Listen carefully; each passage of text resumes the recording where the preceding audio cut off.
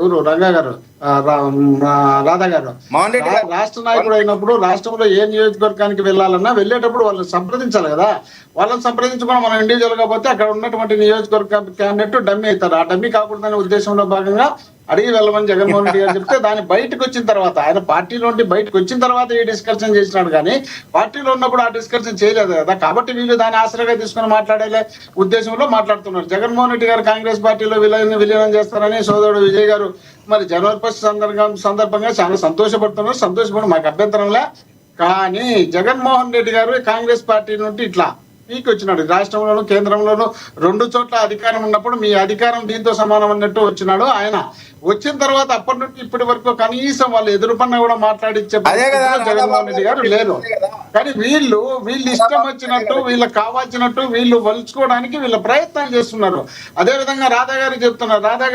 రాధా గారిని మేము ఎప్పుడు అవమానపరిచింది లేదు. రెండోది వీళ్ళు రాధా గారి గురించి మాట్లాడేప్పుడు త్రిసభ్య కమిటీ ఉంది. ఆ త్రిసభ్య కమిటీలో తీర్మానం చేసిన తర్వాతనే మేము పాత్రలో పోషించే అవకాశం ఇస్తామని చెప్తున్నారు. త్రిసభ్య కమిటీ ఎవరికి ఉండాలి? ఆ పార్టీలో ఉన్నటువంటి గుర్తింపు లేనటువంటి వ్యక్తులు, పార్టీలో పనిచేస్తూ పార్టీలో వద్ద ఉంటారు కదా, అలాంటి వాళ్లకు ఈ త్రిసభ్య కమిటీలు లేక నియోజకవర్గ ఇన్ఛార్జీలు లేక జిల్లా పార్టీలు ఈ తీర్మానాలు అవసరం.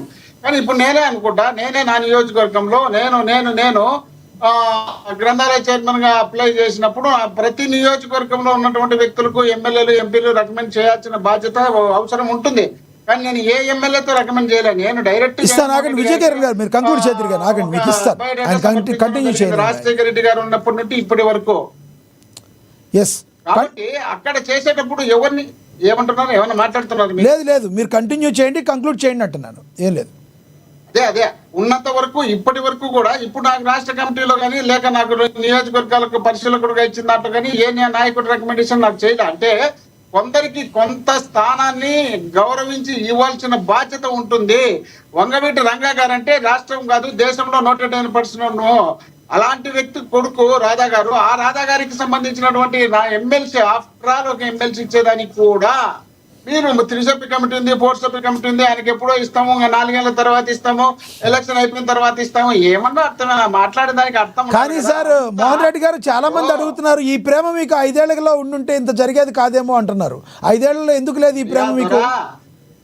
అయ్యా దొరా, పార్టీలో 19లో ఎన్నికల సందర్భంగా మేము ఆయనకు చెప్పడం జరిగింది. మా నాయకుడు జగన్మోహన్ రెడ్డి గారు, నువ్వు నీ నియోజకవర్గం ఎంచుకున్నటువంటి తూర్పు నియోజకవర్గం ఏదో అక్కడ ఓడిపోయే పరిస్థితి ఉంది, నువ్వు ఓడిపోకూడదు, మీ కుటుంబం మాకు కావాల్సినటువంటి కుటుంబం, నీకు సైలెంట్ గా ఎన్నికల ప్రచారం చేయి, నీకు కావాలంటే మా ఎమ్మెల్సీ ఇచ్చి మంత్రి పదవి ఇస్తానని చెప్పినాడు, లేదా ఎంపీగా పోతానంటే చెప్పు మచిలీపట్నం పంపిస్తానని చెప్పి ఆ రోజు. ఇప్పుడు టీడీపీ కూడా అలానే ఏదో ఒకటి చెప్తుందేమో ఆయనకు అనుకోవచ్చు కదా, ఎందుకు ఆయన బయటకు వచ్చేస్తున్నారు అంటున్నారు మీరు.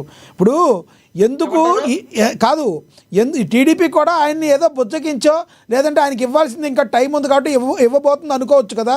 ఎందుకు ఆయనకి అక్కడ అన్యాయం జరుగుతుందనే ప్రోడక్ట్ని మీరు ఎందుకు బయటకు తీసుకొస్తున్నారు?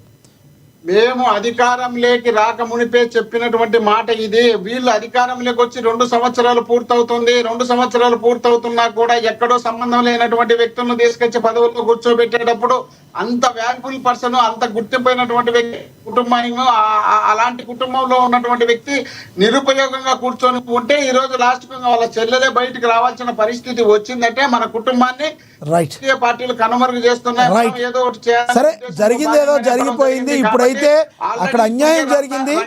నెక్స్ట్ వైసీపీలోకి మాత్రం రాధా గారు వస్తే ఆయనకు ఒక సముచిత స్థానాన్ని అయితే కల్పిస్తాము, 100% చేస్తాము, వస్తే ఆహ్వానిస్తాం అంటున్నారు మీరు.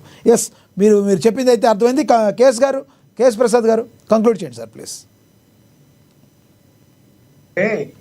నేను ఫస్ట్ టైం వింటున్నాను గారు చెప్తుంటే త్రిసభ్య కమిటీ డెసిషన్ తీసుకుంటాను కానీ ఏ పార్టీలో జాయిన్ అవ్వడానికి లేదంటే చాలా ఆశ్చర్యకరంగా ఉంది. ఎందుకంటే రాధా గారు అంత కాంగ్రెస్ పార్టీనే తృణప్రాయంగా వదిలేసి ఆయన ప్రజారాజ్యం పార్టీలో జాయిన్ ఆయన ఎమ్మెల్యే కింద గెలిచింది స్టేజ్ అవుతుంది.